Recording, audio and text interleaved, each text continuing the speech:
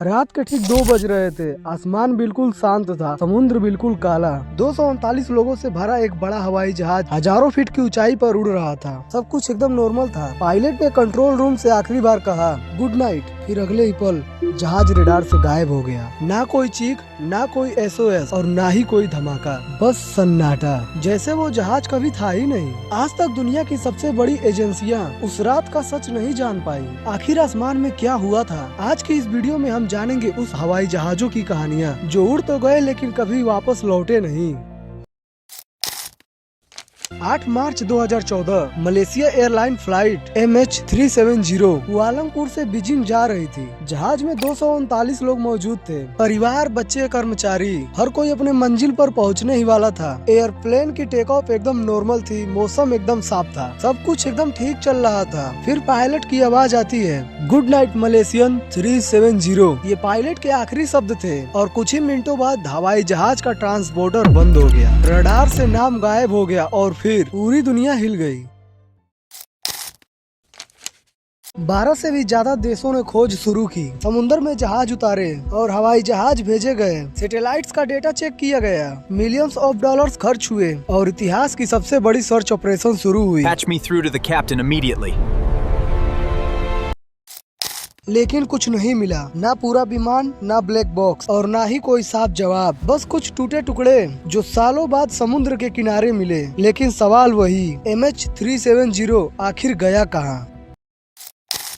जांच में पता चला कि जहाज ने अचानक दिशा बदल दी। वो अपने रास्ते से भटक गया और समुद्र की ओर जाने लगा। क्या किसी ने कॉकपिट से कंट्रोल जबरदस्ती छीना था या पायलट ने ये जानबूझकर किया था? इसका कोई भी पक्का सबूत नहीं मिला और इसी वजह से ये रहस्य और भी गहरा हो गया।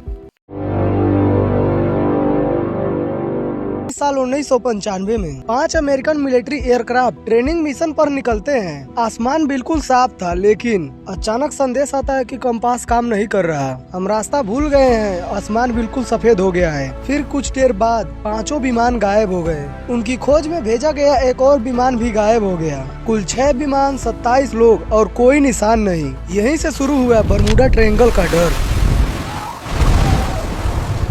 कुछ लोग कहते हैं यहाँ चुंबकीय ताकत है, तो कुछ लोग ये भी कहते हैं कि समुद्र के नीचे गैस विस्फोट होता है और कई ज्ञानी लोग मानते हैं कि यहाँ पे एलियंस का हाथ है। लेकिन वैज्ञानिक कहते हैं खराब मौसम, नेविगेशन एरर और समुद्री तूफान ही कारण हो सकते हैं। लेकिन क्या सच है? आज भी कोई अंतिम जवाब नहीं दे पाया।